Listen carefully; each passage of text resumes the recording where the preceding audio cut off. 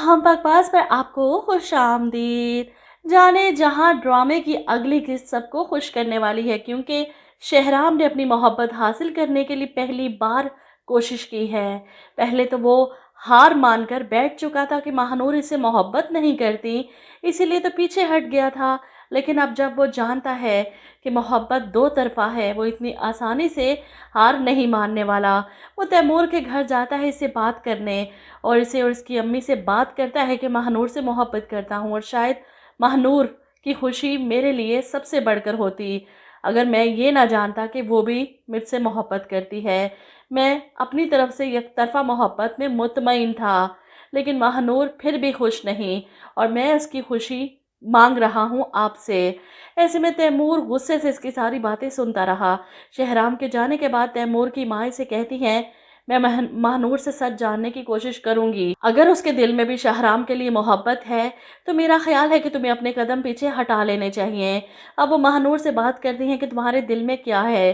तुम्हारी जो उदासी और खामोशी है परेशान कर रही है मुझे और तैमूर को।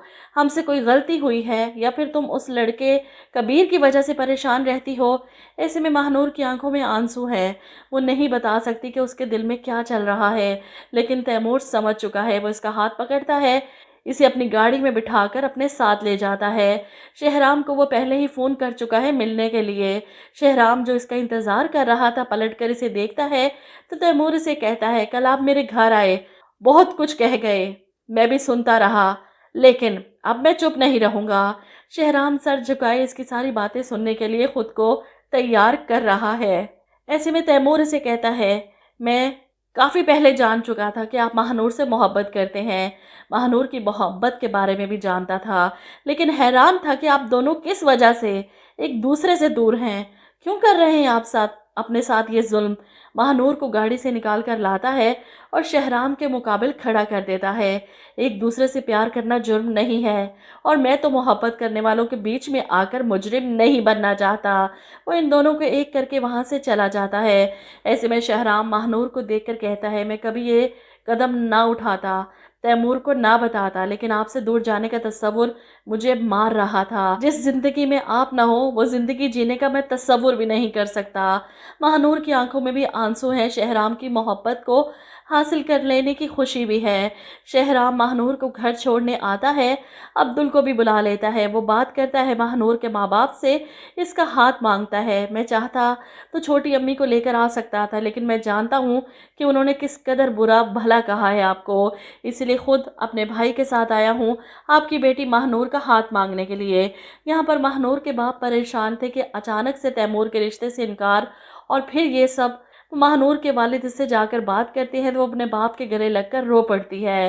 वो तो पहले ही अपनी बेटी की खुशी चाहते थे। शहराम की इस कोशिश से कभी इनकार नहीं करेंगे। महानूर की माँ भी इससे बात करती है। इस पर महानूर कहती है, मैं नहीं जानती मुझे क्या चाहिए, लेकिन जो मिल रहा है काफ़ी है। बहरहाल महानूर और शहराम के एक होने का वक्त आ चुका है। वहीं शहराम अपनी छोटी अम्मी को इस बारे में बता देता है कि वो महानूर से शादी करने वाला है। मुझे लगा था कि मेरे अंदर मैं नहीं है, मैं सारी ज़िंदगी दूसरों की खुशियों के लिए वक्फ कर सकता हूँ, लेकिन मैं भी इंसान हूँ, मैं भी आखिरकार इंसान ही निकला। वहीं दूसरी तरफ आप देखेंगे कि तबरेज़ की आलिया के साथ शादी है और उसी दिन इलेक्शन भी। ऐसे में आलिया अपने बाप से कहती है कि शादी से पहले वोट डालना चाहती हूँ, तो वो हंसते हुए इसे कहते हैं, अब अपनी शादी वाले दिन अपने बाप और शोहर को वोट डालती अच्छी लगोगी। इस पर आलिया जवाब देती है, आपसे किसने कहा कि मैं आपको और तबरेज़ को वोट दूंगी। इसकी बात का मतलब समझकर जमाल साहब का तो गुस्से से मुंह लाल हो जाता है, टांगे तोड़ दूंगा तुम्हारी घर से बाहर कदम भी निकाला तो।